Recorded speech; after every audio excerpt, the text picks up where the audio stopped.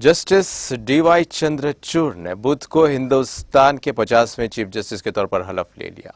सदर द्रौपदी मुर्मू ने राष्ट्रपति भवन में सीनियर जज को चीफ जस्टिस के ओहदे का हलफ दिलाया है और 17 अक्टूबर को सदर मुर्मू ने सुप्रीम कोर्ट के सीनियर जज जस्टिस चंद्रचूड़ को चीफ जस्टिस मुकर्रर कर दिया। Chief justice DY Chandrachud Dhananjaya Yashwant Chandrachud 11 नवंबर 1959 को पैदा हुए और वो 10 नवंबर 2024 को सुप्रीम कोर्ट के जज के ओहदे के लिए मुकर्ररा 65 साल की उम्र में रिटायर हो जाएंगे।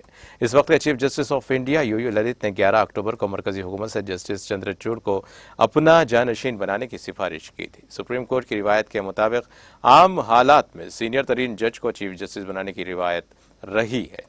जस्टिस चंद्रचूड़ इस सिलसिले में जस्टिस ललित के बाद आते हैं। जस्टिस ललित ने 27 अगस्त 2022 को हिंदुस्तान के 49वें चीफ जस्टिस के तौर पर हलफ लिया। वो चीफ जस्टिस के तौर पर 74 दिन की मुख्तसर मुद्दत मुलाजिमत के बाद 8 नवंबर 2022 को 65 साल की उम्र में रिटायर हुए हैं।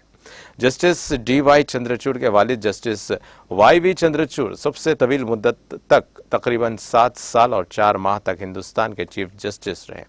Justice Y V. चंद्रचूड़ 22 फरवरी 1978 से 11 जुलाई 1985 तक चीफ जस्टिस रहे।